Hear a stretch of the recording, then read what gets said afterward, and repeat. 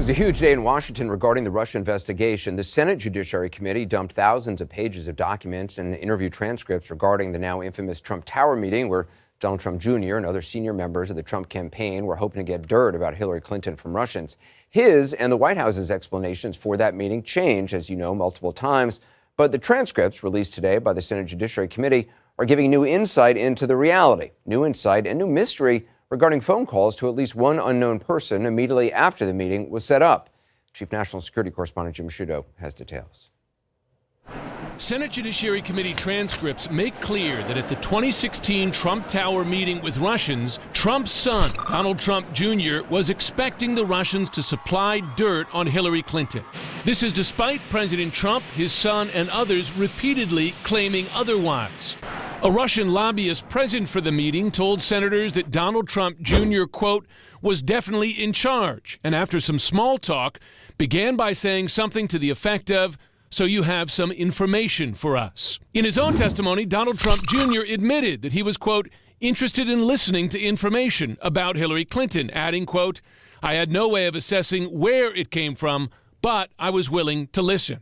This is a direct contradiction of the blatantly misleading story put out by the White House and Donald Trump Jr. claiming the meeting was about adoptions. Those interviewed say, however, that the Russians did not deliver the promised dirt and instead focused on their interest in removing U.S. sanctions on some Russians. Rob Goldstone, a British publicist who was in the room and helped arrange the meeting, says the discussion began to, quote, infuriate Jared Kushner because it was so unfocused. After a few minutes of this labored presentation, Goldstone said, Jared Kushner, who is sitting next to me, appeared somewhat agitated by this and said, "I really have no idea what you're talking about." Don Jr. testified the meeting lasted 20 to 30 minutes, and at the conclusion, Goldstone apologized to him, quote, for what he believed was wasting our time. Donald Jr. said he believed there to be a, quote, pretty substantial delta between the meeting's original purpose and what actually took place. Asked if he informed his father about the meeting and the Russians' offer to supply dirt on Clinton, Don Jr. repeatedly said he did not, explaining that he, quote, wouldn't bring him anything that's unsubstantiated, especially from a guy like Rob, before I knew what it was actually about myself. However, shortly after arranging the meeting, Don Jr. made an 11-minute phone call to a blocked number. Asked if he remembers who that call was with, Trump Jr. said, I don't. My name is Corey Lewandowski. Democrats note, however, that former Trump campaign aide Corey Lewandowski testified before House members that candidate Trump's primary residence has a blocked number. A full year later, after the New York Times first broke the existence of the meeting, the White House initially claimed the meeting was primarily about adoptions. An explanation disproved when an email surfaced showing that Don Jr. accepted the meeting on the premise the Russians were bringing the expected dirt on Clinton. In his testimony, Don Jr. said he did not know that his father was involved in drafting the initial misleading statement. I never spoke to my father about it, he said, but the White House has acknowledged that the president himself took part in crafting the misleading response. The president weighed in as any father would. Well, Jim Sciutto joins me now. So what do we know about the follow-up after the meeting? Well, we learned from these transcripts that Rob Goldstone, again, this British publicist who had a relationship with the Trumps and helped arrange that meeting, that a number of months later in November, he began emailing the Russians involved and others about setting up a follow-up to the Trump Tower meeting. That's not the only follow-up.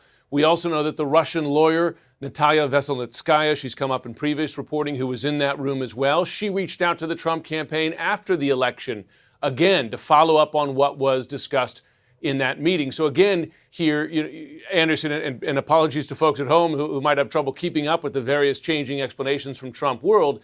Again here, first of all, any contact with Russians was denied by the Trump campaign initially. Then the true focus of this meeting was denied in that statement about it being about adoptions. And then the idea that it was just a one-off, that appears to be undermined by the fact that several participants in that meeting, they looked to arrange a follow-up to that to that meting in Trump Tower as well. Yeah, Jim Sciutto, appreciate the details. Back now, John Dean, Carrie Cordero, and Maggie Haberman. Maggie, I mean, it is kind of an ever-changing, series of stories here. It's funny. I had a different perspective on it. I agree that there were a number of stories that appeared in conflict when we heard them at the time, and then the Times first reported on the information about that meeting. I didn't see a ton in this transcript, at least for Don Jr., that had not been reported previously, whether by the Washington Post or by the New York Times or by CNN.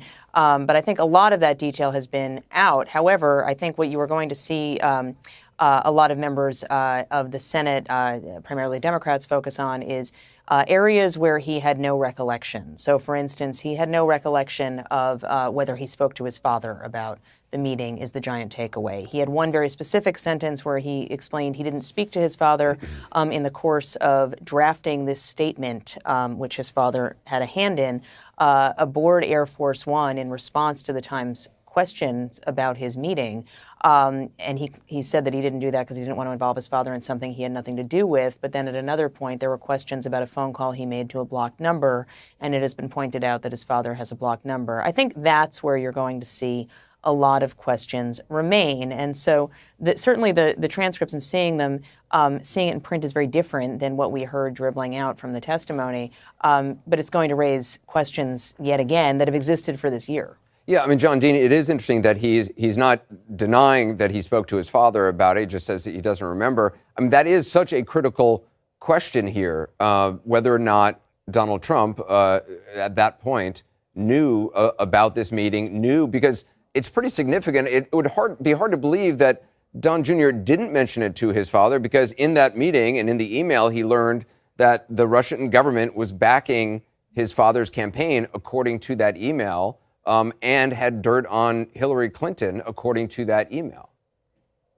It would be remarkable if he hadn't told his father. Everybody, I think, it's counterintuitive to think he didn't tell his father. And I don't recall response is not a good one. Let me tell you what happened to Nixon's chief of staff, who had memory problems and couldn't recall. He got indicted for perjury, and they proved that he could recall, and he was being evasive and dishonest. And that's the risk you have. I counted some 60 occasions in this testimony where Don Jr. either could not recall or didn't know and was hedging. So that's a very poor showing for a witness. Carrie, is it difficult, though, to prove somebody knows if they're saying, look, they can't recall?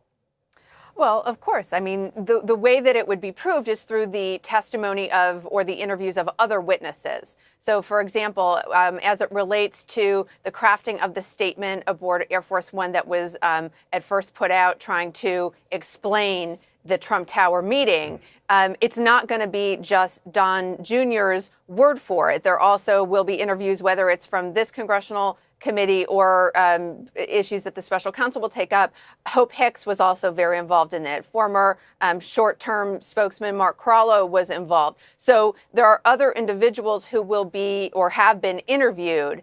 And what will become clear over time to investigators is whether or not those different interviews, people have different recollections, or maybe some people have more detailed recollections than others. But it's pretty clear that his interview with the Senate Judiciary Committee was very heavily, it was a very heavily lawyered interview.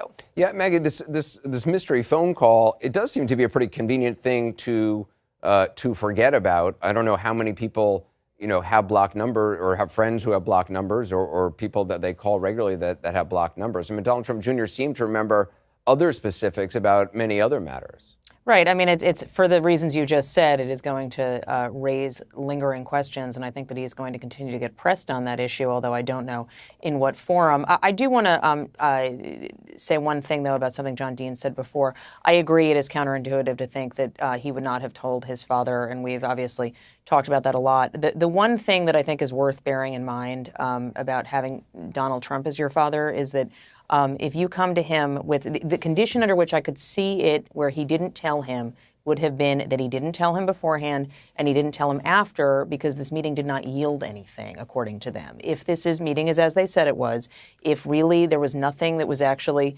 offered of substance that could be usable against Hillary Clinton, then I could see a world where he did not personally call his father, because his father would actually be irritated by that and not pleased by it. Even if his father was just learning that according to this person, the Russian government was backing his campaign? I mean, I think that it would not have been offered as just one piece of information in that way. Again, it's impossible to know what was actually said. I'm just saying it's not as outlandish a possibility as it It's a good seems on its perspective. surface. That's all. John, I mean, there's no privilege for Donald Trump Jr. He's not an employee of the executive branch like his sister and the brother-in-law, and there's no privilege for a child, right?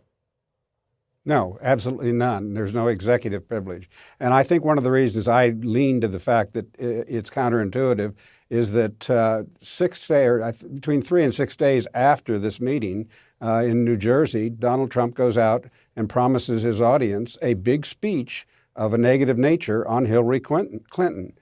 He never did give that speech based on new information he was purportedly to get. And that sort of indicates that he knew what was coming.